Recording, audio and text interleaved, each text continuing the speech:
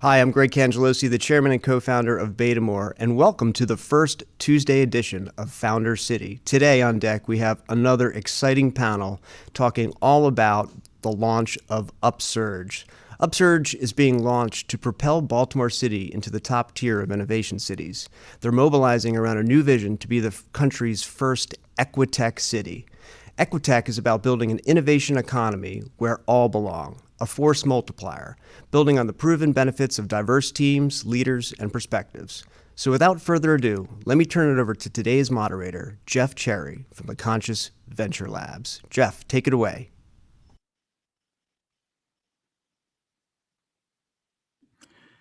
Good afternoon, everyone. Welcome to Founder City. Today, we're going to have a little discussion here with some good friends of mine about the state of the entrepreneurship ecosystem here in Baltimore. So I'm really thrilled to be here with everyone. For those who don't know me, my name is Jeff Cherry. I am the founder and CEO of the Conscious Venture Lab and the managing general partner of the Conscious Venture Fund. We're an accelerator here in Baltimore focused on the ideals of conscious capitalism and supporting underrepresented founders. And I'm joined by some of the pillars of the ecosystem here today. And we're going to have a little discussion about sort of what's happening in and around Baltimore, where we think the ecosystem is compared to some of our partners around the country, and what's happening next. So without further ado, I'm going to let you guys introduce yourselves, if that's okay. And what I'd like you to start with is just sort of a little personal story, 2 to 3 minutes about your journey, where you've been, how you landed in Baltimore, and how you sort of landed in Baltimore, particularly as a part of the startup ecosystem. So why don't I start? I'll go around my screen as I see it from right to left. So I'm going to start with Jamie McDonald, if that's okay. Well, great to be with everyone. Hey, Jeff. So I'm going to come back at the end, Jeff, too, and take us into an overview of UpSurge. But it's been a really exciting time, I think, to be part of the entrepreneurial ecosystem in Baltimore these last couple of years, and in some measure because of the work that my fellow panelists here have been doing. But I've been involved in entrepreneurship in Baltimore from a number of different dimensions since I arrived here in the late 80s, which I always hate to say because it's just a reminder of how fast time is going. But I came to Baltimore to work at Alex Brown years and years ago. And the bulk of my time there, I spent co-leading a group that covered venture capital and private equity firms. And so really had a lens, not just on the local startup and innovation scene, but also on the country's startup and innovation scene. When I left Alex Brown, I became an entrepreneur. I've started and sold 2 companies. My second company was a SaaS software platform in the heyday of Groupon and Living Social. We all remember those days in the early 2010 to 14 period. And my company was a company called GiveCore, and we were focused on civic engagement and community building. And we were like the experience that Groupon and Living Social had. We had to go through a pretty significant pivot when we realized that growing city by city is a pretty hard way to scale a business. And so we made a big shift about 2 years into being a national SaaS platform that was focused on organizations and communities that had a connected constituency. So colleges and universities and summer camps and other kinds of groups that had an already connected constituency. Sold that company in 2014 to Network for Good, and then spent the next 7 years advising entrepreneurs and movement leaders across the country.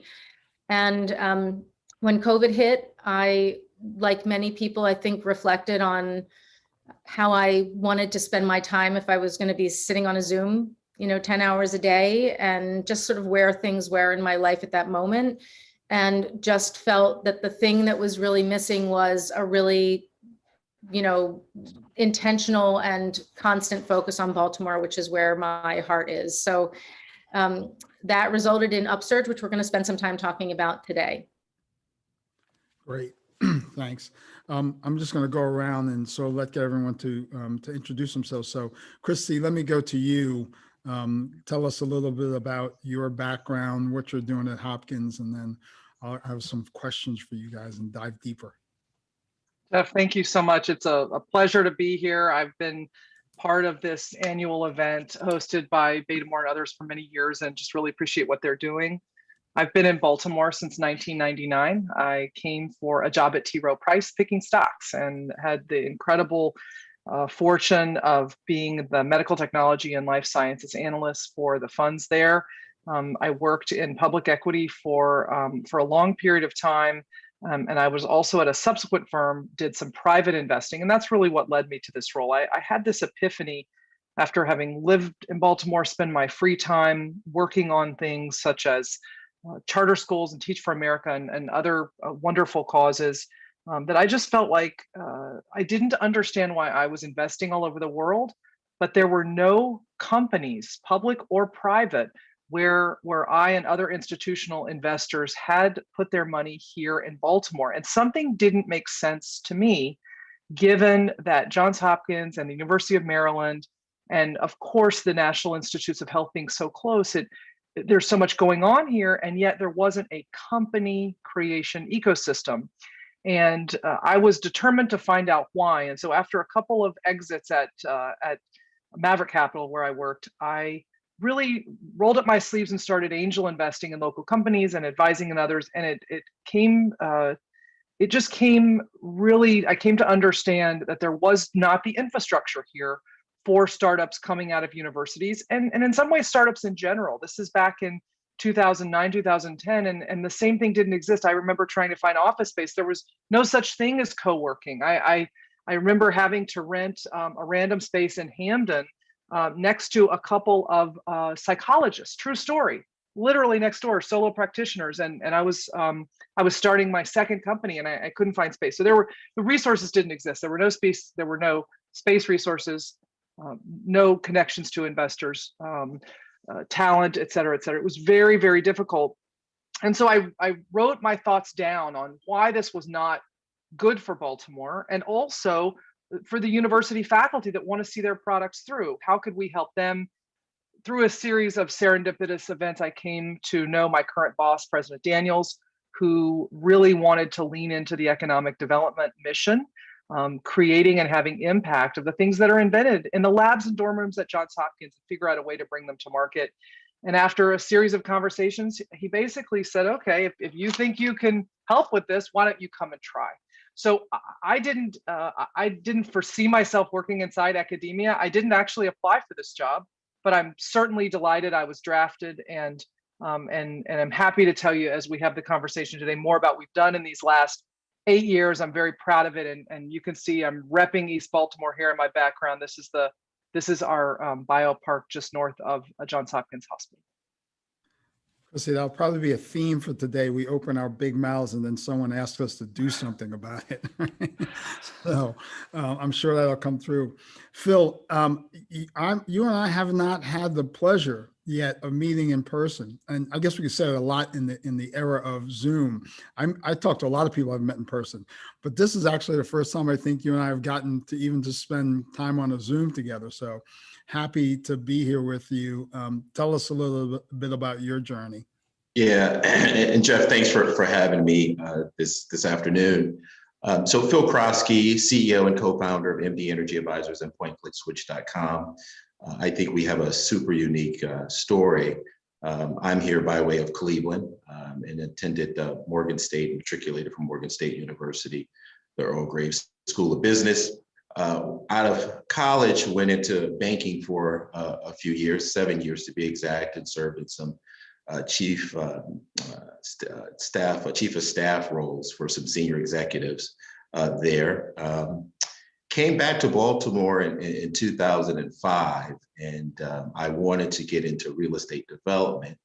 To keep in mind, these were the mid 2000s where everything was real estate driven, and having a personal finance background in banking, I landed at the Baltimore Development Corporation because I thought that was a good place to kind of get my feet wet and learn a little bit about real estate development in a quasi-public type sector. So I spent some years at the Baltimore Development Corporation as Director of Economic Development for all of West Baltimore. But what was unique in that time at the BDC was we would do outreach visits to area businesses. And I would always ask the business owner, why did you decide to start a company? And the stories all ranged in regards to freedom, controlling their own destiny.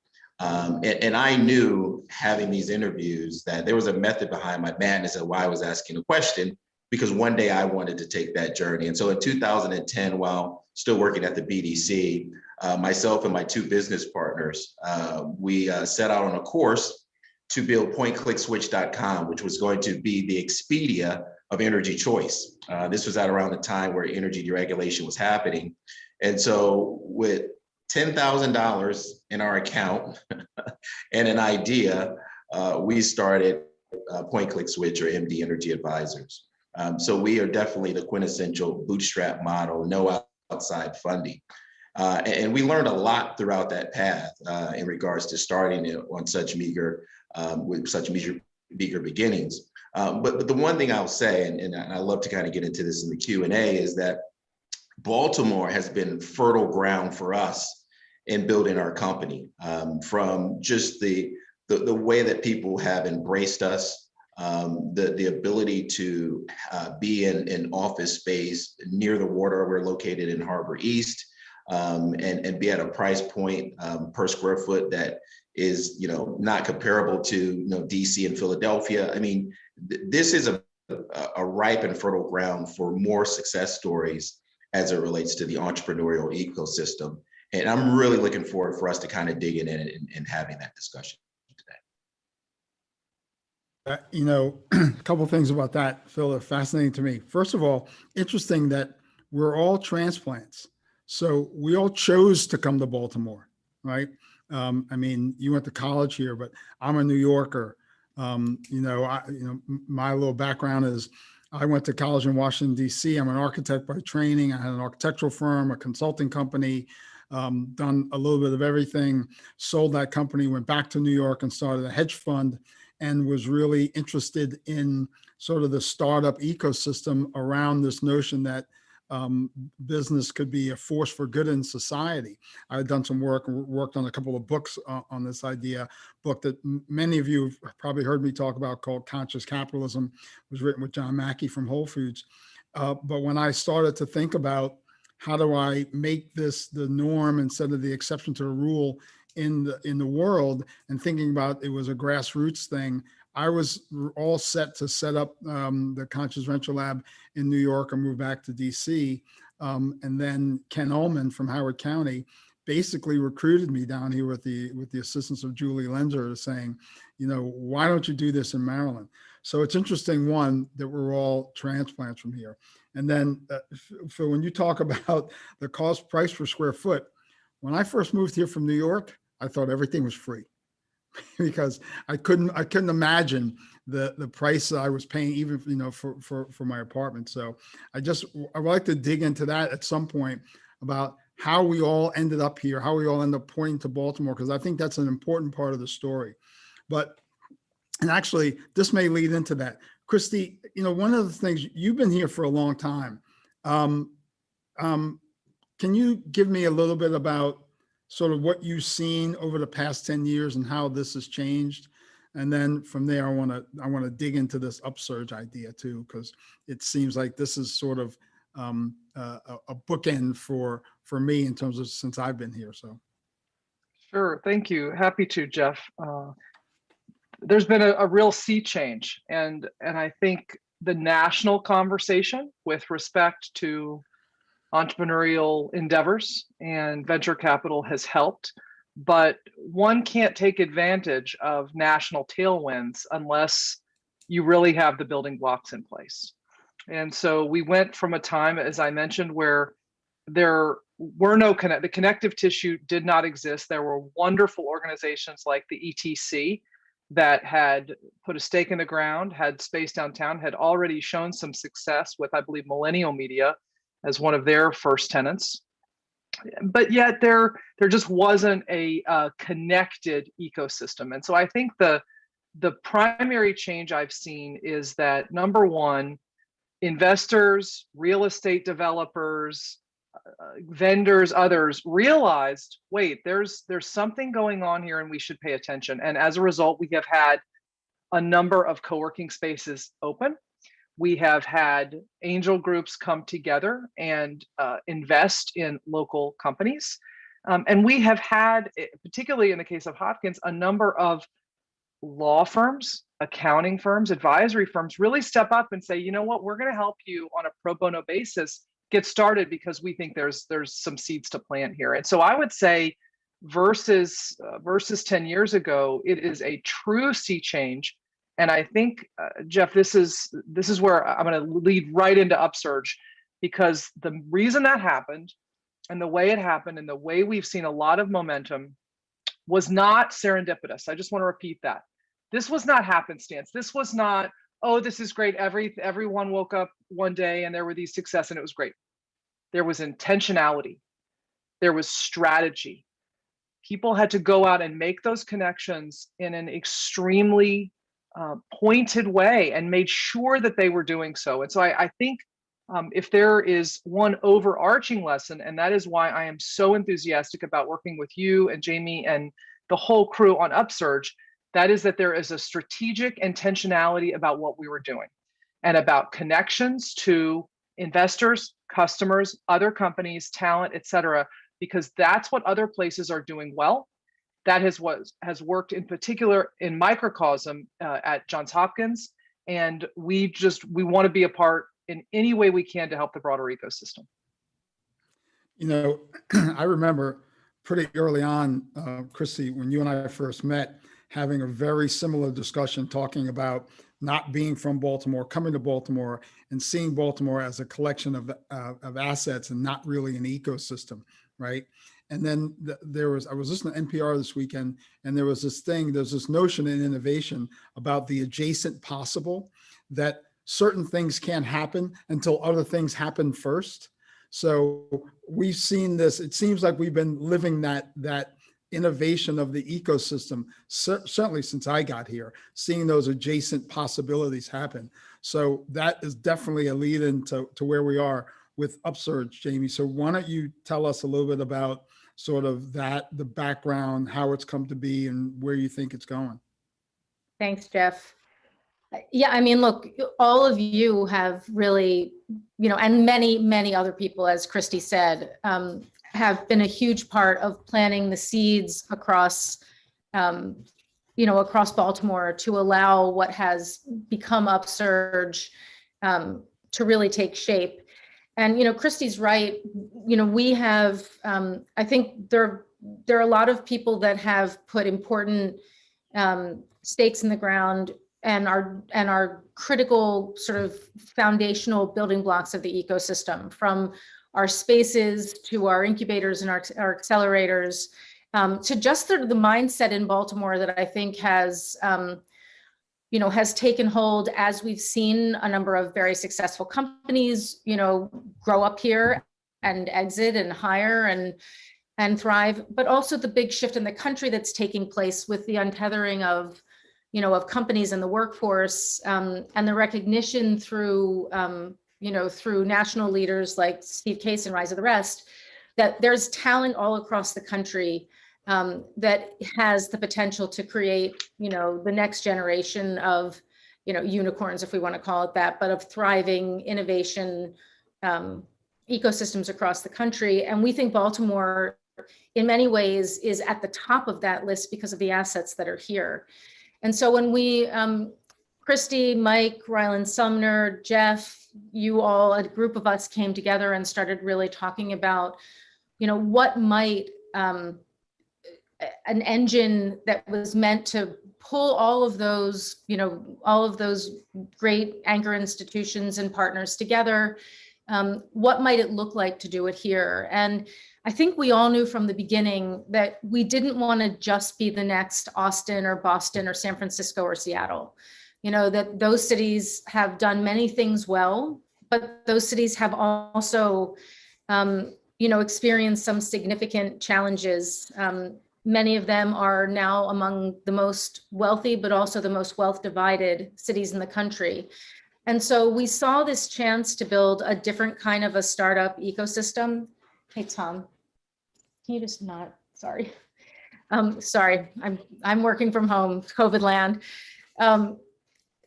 So we recognize that for Baltimore, it wasn't going to be enough to be the next anything. It was important for us to be the first of something. And so we set this vision to be sort of the first inclusive innovation economy. That was kind of the first iteration of our thinking. But then, we realized, and coming out of some of the work that I've done with movement builders for the last, 7 years, that we needed a more galvanizing concept. And so we developed this idea around Equitech, which, surprising to me when it sort of first surfaced as an idea, was not something that was out there in the world. And so our vision is for Baltimore to be the first Equitech city in the country. And if we can do it, that would make us the first Equitech city in the world. Equitech is a cultural framework, but it is also, it's a lens to support and nurture and align and attract companies. It's really drawing on this idea that's, study after study being empirically proven that diversity in workforce, leadership, and boards is a competitive advantage. It's an opportunity, not an obligation. And so we think when you add Equitech to the work that we're doing to build a thriving innovation economy here, we think it's a force multiplier. Not only because it draws attention to Baltimore in a really distinct way, but also because it is putting a stake in the ground that is based on the strengths and assets of our city. We are a brilliant, diverse, amazing city, and we think Equitech really sort of provides a lens through which we can have the rest of the country see why this is a place that they want to come and grow and thrive. Just one other thing, Jeff, before I turn it back to you, just in terms of our structure. So we are ourselves a startup. We're a public benefit corporation. We're for profit. We have two sides of what we do. So we have all the ecosystem work that is really mobilizing the ecosystem, defining again this cultural framework and brand. It's building a marketing engine to tell the Baltimore innovation and startup story to the country. But it is also an investment vehicle. And the first piece of our investment work is that we're bringing Techstars to Baltimore. Techstars is a national accelerator. We and a group of folks looked at the sort of the national accelerator landscape and felt like Techstars was the best partner for us here in Baltimore because they both they attract an incredible group of companies, but they also, they have an ecosystem approach. So their whole viewpoint, they've literally written the book on startup ecosystems, is not just to have sort of plop themselves down in the city, do their own thing with blinders on. Their view is that they want to come and be part of a broader ecosystem. And one key part of that ecosystem build for us, and it's where, it's why I'm so excited to have Phil on with us today, is that we know what the core work is, that no matter what else we decide strategically, there's a foundational body of work that UpSurge is pursuing. But there are also strategies that will determine whether or not we can effectively establish ourselves as a differentiated startup ecosystem. And the way that those sort of strategies are going to emerge is through an UpSurge teams process. So we'll be asking many of you listening, and certainly all four of us will be participating on UpSurge teams that are either industry focused or activity focused. You can see them on the website at upsurgebaltimore.com. And one of the teams that that will be helping us shape our strategic direction looking forward is an inclusive entrepreneurship team, which Phil is going to be leading. And so we, our goal with these teams is to surface 3 core kinds of strategies: quick wins, systems change opportunities, which we think of as like the 2 to 9 year kind of opportunities, and then moonshot concepts. And those moonshots would be, if Baltimore could just do this in 10 years, we would be the place in the country for whatever the activity is that we're pursuing in those UpSurge teams. So that's the approach and structure of UpSurge in a nutshell. And a lot more we could talk about and dig into on that, but that should give people a flavor for what we're doing. Yeah, I want to dig into the UpSurge team with Phil in a second. But before that, I used to run a defense contract, and I'd go into meetings because I wasn't from that industry, and everyone would be using acronyms, and I'd be like, pretend I don't know anything. So just for people who haven't been exposed, what exactly do you mean by Equitech when it comes from, when we think about that, the lens we're going to look at through, how we select companies, how we think about companies?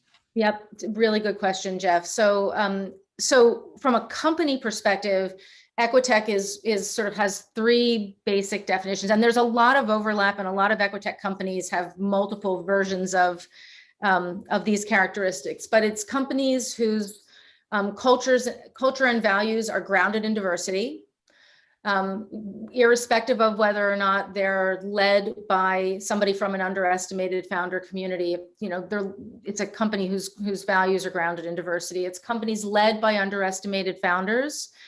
And that is that's a very intentional frame, because we are obviously, Baltimore is a majority Black city, but we also have a thriving Latino community, a thriving LGBT community. We've got, strong, potential entrepreneurs from, all different backgrounds in Baltimore. And so this underestimated founders, descriptor is meant to be welcoming to all kinds of different people who are often, considered underestimated and less investable by traditional people in the innovation world. And then finally, it's companies that are actually using technology as a force to increase equity or break down a barrier in society. And that can be everything from a healthcare company like one of Christy's amazing successes, Thrive Detect, which is a cancer diagnostic company that took a very expensive cancer diagnostic test and made it much more accessible and affordable, through to companies like AlloView, which some of founded by Jess Gartner, that is really working to redefine how school systems use financial knowledge to sort of build a more thriving educational ecosystem, to companies like Catalyte, which many people know locally, which is literally a technology to identify, train, and place folks who come from less traditional backgrounds into the tech world, and many, many, many others, across Baltimore that are examples of that. With that said, a company that doesn't yet sort of get the power of Equitech is certainly not going to be excluded. Like a church, our doors are open to everyone. We're going to sort of lead from the front and help them understand the value of, thinking more broadly about the power of diversity to really enhance their economic returns. So all are welcome, but when we sort of define what an Equitech company is, it would fall into one of those 3 buckets. Awesome. All right, that's useful, because I know that people are probably wondering what we mean by that. So I like to put the frame on that. Phil, everybody, we're in a time, everyone's talking about inclusivity, everyone's talking about diversity, everyone's talking about equity, right? And there's a lot, what I find, there's a lot of talk about it out there, and some people are just talking about it, some are doing things about it, some are finding it hard to figure out what to do. So how do we make this the most inclusive entrepreneurship ecosystem in America? How do we bring, more people into the startup ecosystem, more workers, more entrepreneurs, more mentors, more investors, which is, as you all know, something I'm focused on. How do we do that? Yeah, I love the saying that, Jeff, you lie, Phil, I lie, Jamie, Chrissy, we all lie, but numbers never lie. We need to make sure that we are focused on the metrics. And whether you're looking in the private sector, if you really want to say, if you really want to see someone's priorities, let's look at your C-suite. Let's look at your board of directors. Let's see if you're really practicing what you preach. It's good to make a statement, but let's really look at the hardcore data and the numbers. And I think that will help drive really what we're trying to do when we talk about inclusive entrepreneurship. So when you look at the city of Baltimore, that's over 60% Black, African-American in the city, but companies and businesses make up roughly around 8% of Black-owned businesses. That tells you a lot right there, talking about the numbers. And then when you drill down to those numbers even further, when you look at, African-American owned, Black owned firms that, do $10 million plus in revenue, I mean, it becomes minuscule. And so we got to be focused on not just new African-American owned firms, Hispanic owned firms, we in inclusive firms, we need to make sure those firms are set up to scale and to thrive. So that not only can they just hire a few folks, but they can hire multiple folks. They can be participants in the community from a philanthropic standpoint, because I believe that's very important as well. And let's be honest, human nature is you tend to hire folks who are similar to you. So we can then go back into communities and hire, more folks from the communities. And even if, say, for instance, if it's a tech startup and this, maybe the skills are challenged in certain communities, you can begin to start programs and create pipelines for folks working with the Baltimore City school system. There's so much that can be done with the power of capitalism and creating this ecosystem that we have to pay close attention to the numbers. And we got to make sure that there's also a give back component as well. As we continue to grow these companies. So we can't just grow these companies and we keep all our little, dollars to ourselves. We got to make sure that in a city like Baltimore, because Baltimore will give so much to you, you need to give so much back to the city of Baltimore. And I'm a firm believer. I call it compassionate capitalism. I know others have different names and verbiage for it, but I think that's super important. And then I think the last thing I'll say, and then I'll turn it over to someone else, is, as you have more inclusive companies in this city, you will see other impacts to crime, poverty, and other things that ill this city that are a direct focus on the lack of economic development in communities of color. Yeah, I've been promoting this hashtag for a few years. I gotta do a better job at promoting it though. Hashtag Unwire Baltimore, right? Because I think that we need to start thinking differently about ourselves as a city. Christy, I want to ask you the same question because you're so, Hopkins is such an anchor institution. What else do we need to do in your estimation to make this city more inclusive when it comes to the startup ecosystem? Look, I'm so committed to this that I can think of many things, but let me tell you about some of the things we're doing. And I hope by saying that it will maybe spawn other ideas, maybe have other people reach out to us to help, et cetera, et cetera. Our companies often start with 1 or 2 employees that are, because most of our stuff is life sciences, highly technical, often starts with a PhD or a postdoc in life sciences, right? So the first couple hires are there. After that, all bets are off. They hire from all over the city, all over the country. And so I think one thing that we try to be very helpful in is helping them dial into areas where there is talent, where they can hire people. I continue to hear from folks that start companies with Johns Hopkins faculty and students, where can I hire? And so, to the extent that we can just make those pipelines visible on both sides, where can the companies find people and where can folks who need these jobs and can be trained for these fabulous jobs with growth, how do we bring those together? So I think there's still something missing that right now we do on a more bespoke basis that could be scaled. That's one of the things I'm very interested in working with Jamie and others on. Another thing that we try to focus on, and I don't know if it's compassionate capitalism or conscious capitalism or not really capitalism, you can call it whatever you want, but we run every year a cohort of our social innovation lab that does seek to not only identify women and people of color as entrepreneurs themselves, but also companies addressing those challenges, as Jamie so beautifully articulated for UpSurge. We are in our 10th year of that program. We have had 10 teams go through pretty much each and every year, at least in the 8 years that I've been here, we've had 10 teams go through. And in the last several years, we've actually opened the aperture to community teams. So anyone from Baltimore could apply. So we end up having about half the teams from Baltimore and half the teams with some sort of Hopkins affiliation. And so that has been a really important part about the mix. And I think if you look, for example, at the most recent cohort this year, there are folks tackling some of the most vexing issues of our time. So I guess I would say as an institution, we are very of the community.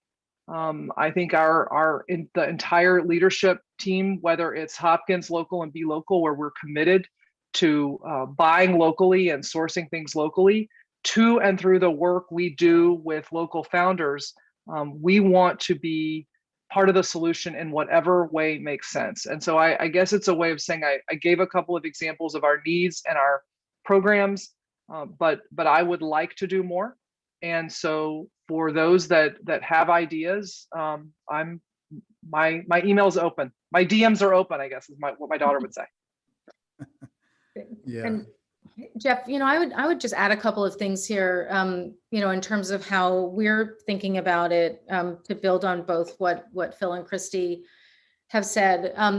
So I think one thing first and foremost is to acknowledge that this is a 10-year vision, or pick your number. This is not a 1 or 2 or 3 year vision. This is going to take a while, because I think that we're dealing with a complex set of factors, with a long history of problems that have led us to this point where we all, I think, can see the promise.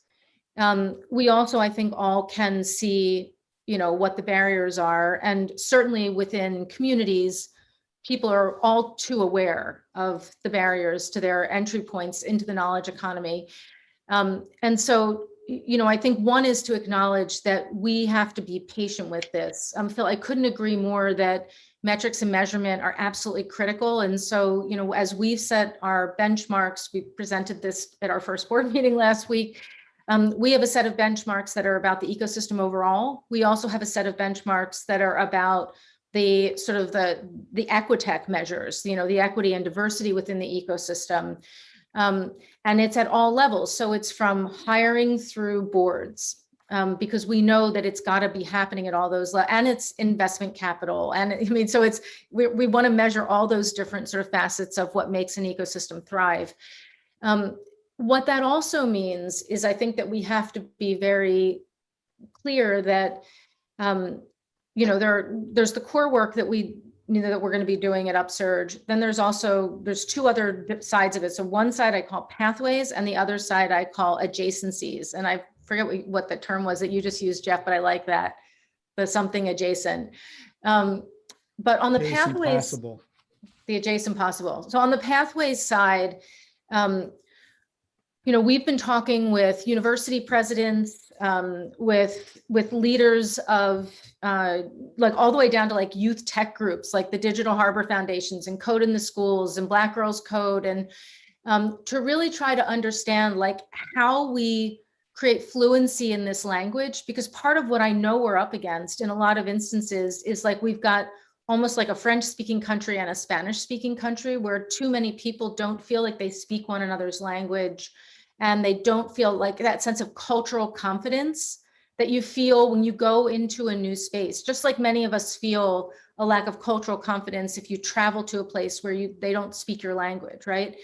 So we've got to build, more of a sense of money, power, and prestige in the knowledge economy for more people to see it. So it's a path they want. Phil, I think it was you who said to me that if we could make, the entrepreneurship club and the robotics club as cool as AAU basketball, we would be making some pretty significant strides, right? That part of it is, it's that sense of prestige, and then it's these pathways to, to money and opportunity. So the pathways part of it is a very deliberate piece of our work at UpSurge. The other part, which I think we can influence but can't necessarily certainly drive on our own, is this adjacent possible. So how can changes in real estate policy or technology, in education, in transportation, how do those things need to change over these next 10 years so that in fact we can fulfill this vision?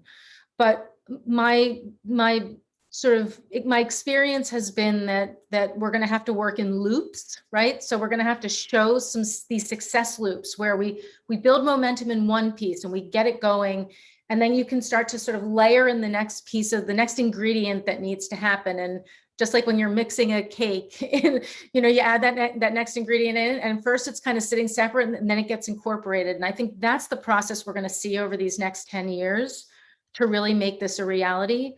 And so people need to be locked arms with us, but also be in it for the long haul, because if they're expecting quick fixes, that's just not going to happen.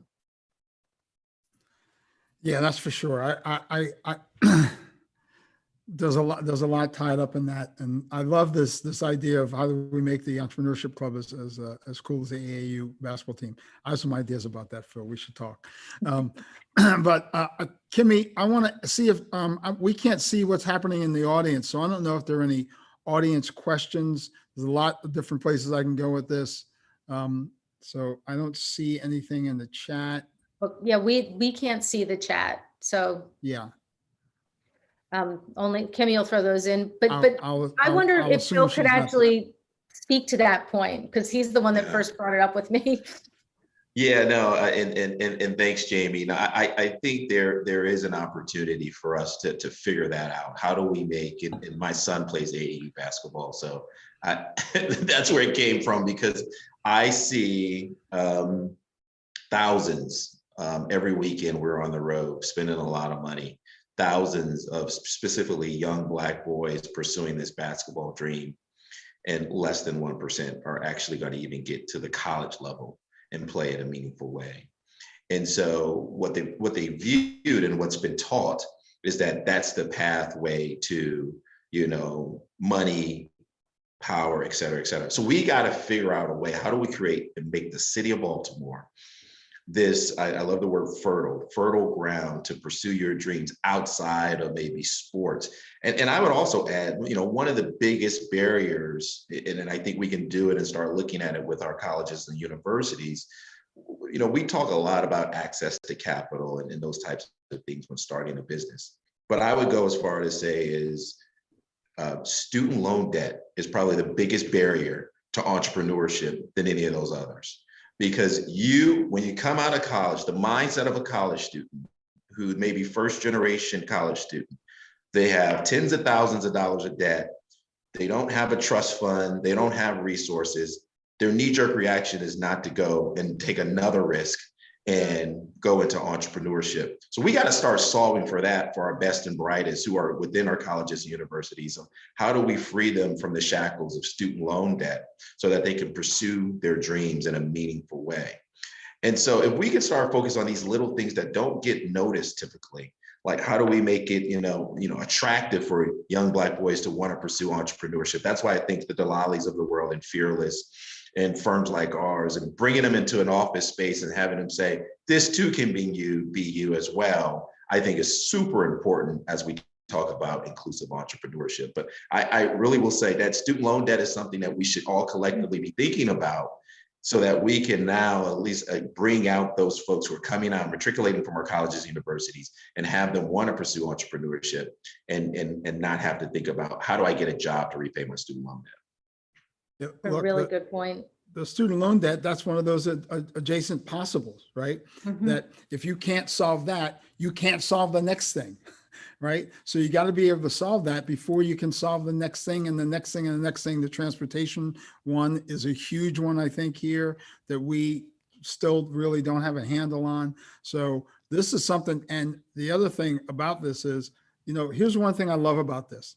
I love, as Christy said, the intentionality of what we're trying to do here.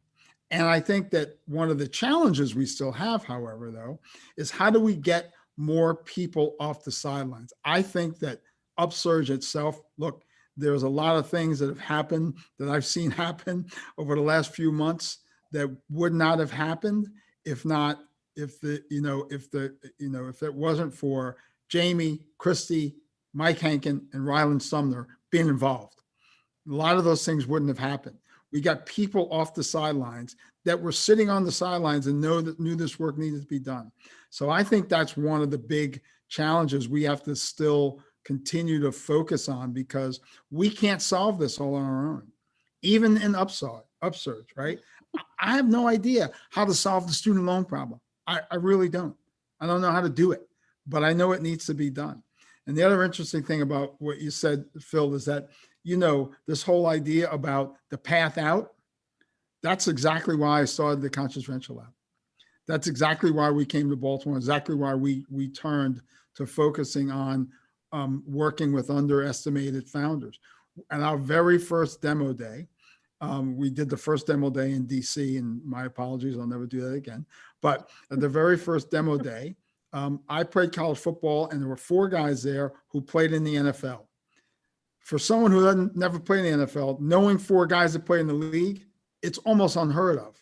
So just knowing 4 guys that play in the league is almost unheard of. And we have all these kids that think they're getting out by going that direction, and it ain't happening. It's not going to happen. So that was one of the things that I said, when we sort of wanted to set up in West Baltimore, being, sort of, if nothing else, being a role model that someone could say, hey, look at that guy. What's he doing? Right? Same thing with you, same with Delali. So I think that that's one of the challenges I see, is how do we get more people off the sidelines? How do we build more of those adjacent possibles? I sort of we're getting close to the end, but this is a question open for everybody. Sort of, what are the sort of challenges that you all see, in addition to some we've laid out, and the most prescient opportunities that you see for us to really take this whole thing to the next level? And I'll just sort of open it up to the group.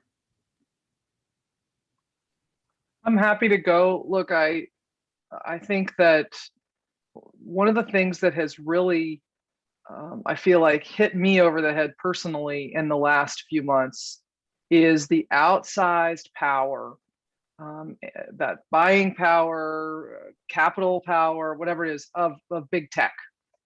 You can't go a day without reading in a major national newspaper how these companies are so outperforming. Their numbers are better than ever. Their revenue growth is better than ever. Their stocks are at all-time high. These are trillion-dollar companies. And when I wake up and see that they are expanding rapidly with thousands of jobs to other cities on the East Coast, I get physically ill. Let's just face it, okay? I get physically ill when I see that happening. We know these companies are continue to grow. You don't have to read Alec Ross's book about industries of the future to understand what's happening here. What's happening is the jobs of the future are right before us. They are happening before our very eyes. And the pandemic only accelerated through, talking about kerosene, it threw giant barrels of gasoline on what was happening already. It accelerated the movement to technology, the growth in technology taking over our lives. To me, that means we need to acknowledge as a city that we will never get another Bethlehem Steel. But if we don't acknowledge that we need to be thoughtful and court these young companies, mid-sized companies, and large tech companies, and make sure that they know that they are welcome, make sure that they know they can hire one of the most diverse workforces in the country, and make it possible for them to feel welcome here. And really be a part of the community. That, to me, is what is screaming out. If we keep playing small ball in Baltimore, we're going to wake up in 10 years and be worse off than we were 10 years ago. And I'm tired of it. I'm tired of it. I am ready to move the needle. I'm ready to have these conversations. And right now, if we don't take advantage of these, the world will pass us by. I don't want to end on a sour note, but we, the activity is where it is. So let's grab it and let's go. I love it when Christy gets that. That makes me scared, but I love it. So Jeff, I'll add something I think that's connected to that point. But I think about it at a maybe more macro level. I think one of the things we have to do is stop pitting the different segments of our business against one another. That we are not a city where we have to choose between small business, startups and innovation companies, and large business. What we should be is a city that is appealing to all of those kinds of businesses, that supports and nurtures and recognizes the power that each type of business contributes to a thriving city's economy. What we know is that small businesses are absolutely vital to any strong city.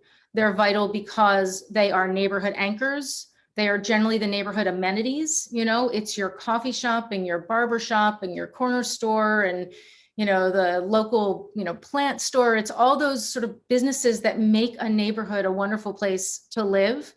They are also largely, staffed by people who earn hourly wages. And so they're an entry point to the workforce for many people. In some cases, entrepreneurs who own them,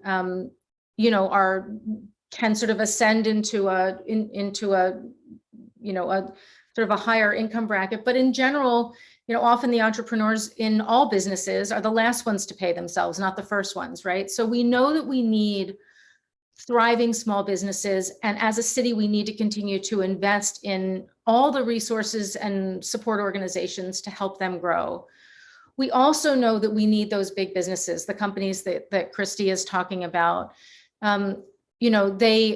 They take different shapes in different places. I'd love to see us not just have the warehouse component of those big companies, but also have some of the professional base for large companies, choose Baltimore as a home, and that's something that we're going to work on.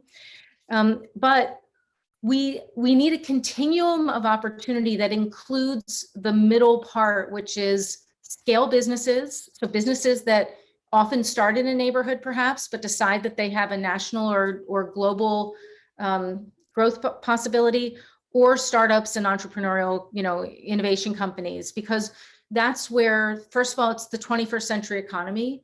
It's where people can earn, a higher base wage, but also typically have some wage mobility and generally have benefits. And to Phil's earlier point, these are also, yes, they're a little bit higher risk, but these are also the jobs where many employees can get equity in a company, and over time, if they share in the prosperity of the company that they help to build, they're building wealth in a way that you can never do in other kinds of businesses. So for me, Jeff, one of the things I just would love to see us stop doing as a city is making it feel like it's an either or choice, that we're either investing in big business, or we're investing in small business, or we're investing in startups. I think we've got to think about the strategies to do it all well, with sort of the best, most focused partners in each one of those areas, so that we can be the city that we imagine Baltimore, to be 10 years from now, where we've got this incredible continuum of opportunity from, neighborhood level, entry level jobs, all the way through to, the game changing global companies that we hope decide Baltimore is a great place to have a base or to be home. Yeah, look, I think that's right. And I think, I've been on the Rise of the bus with Steve Case, who was mentioned earlier. I think I've been 5 times. And Steve has always said, look, you don't have to care about startups. You don't have to care about those businesses that can grow here and build here. You only have to care about them if you care about the economic base of your city. So in some ways, I think that those businesses, it's like the middle class, right? You can't have a great business if you don't have a thriving middle class. In some ways, along that continuum you talk about, Jamie, those businesses to me are like the middle class. They need the big businesses to be partners and customers and acquirers of them. And the better they do, guess what?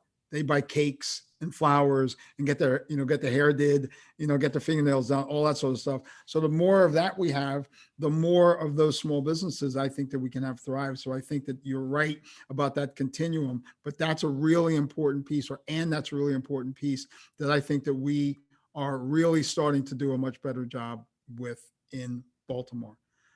Phil, let me finish with you. Same sort of question. Opportunities and big challenges you see.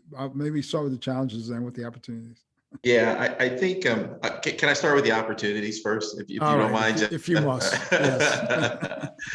Look, I think the pandemic and COVID-19 has given us an opportunity to hit the restart button in a tremendous way. And I go back to what I said a little bit earlier about being the most affordable big city along the East Coast.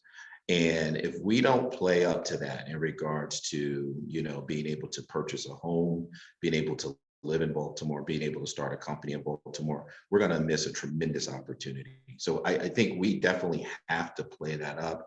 I think we also need to get back to really making, Baltimore a destination. And what I mean by that is, how do we get back to, look, we know all the ills with the harbor, but how do we get back to placemaking and making it a destination where I can come see a free concert? Let's put a barge in the middle of the harbor. Let's do free concerts. Let's bring people back to the city. Let's expose them to what city life means again, that you can't get in the suburbs and replicate elsewhere. How do we create that place? Because I'll tell you, Atlanta did it very well. And I'm going to tell on myself, but there was something that they did back in the 90s called Freaknik. It was a picnic for all the Greek organizations, Black sororities and fraternities. Many of us made the trek down to Atlanta just for that event. And many of us never left Atlanta after that event. And so we have to get back to making Baltimore a lively, livable city, because that's going to attract people to want to come and live here, which will make it easier for the folks like us who are actually hiring to find the talent that we need to do different things here. And so those are the opportunities. I think the challenges, and I agree with what Jamie and Christy just alluded to, we got to get to that them versus us mindset. Downtown versus the neighborhood, big versus small business. We got to get out of that. And we got to get to, how do we propel growth for all companies? How do we look at providing opportunities? Two things companies need, especially when you're talking about a startup environment: access to capital and access to customers. Sometimes it's one or the other. So how do we promote the companies that are here to say, hey, do business with this company. Let's support this company. Let's wrap our arms around this company. Let's convene all the major players who have spending power. And let's say we're going to support this company, anchor this company so that they could become the next Under Armour. I remember when I was at BDC, and I know we're limited on time, I went to visit Under Armour when they were back in, I think, 2007, and they were probably around 700 million in revenue. And they were just a twinkle in their, Port Covington was a twinkle in their eye back then. And now look at us. If we don't find and identify, and it just can't be Under Armour, who are the next up? It needs to be 30 of them. The next, the next 30 to 50 companies, who are we going to identify and really make a significant investment monetarily and also assisting them in helping to grow operationally? That's when you're going to start seeing change in this city, from my vantage point. Well, guys, that on that note, this has been a really, really amazing conversation. Thank you, Founder City, for allowing me to sort of spend some time with you. And Jamie, Phil, Christy, thanks for a really engaging conversation. And I will see you guys in the Zoom room, I'm sure, before too long. Kimmy, I don't know how we end this, but that's where I'm going to leave off.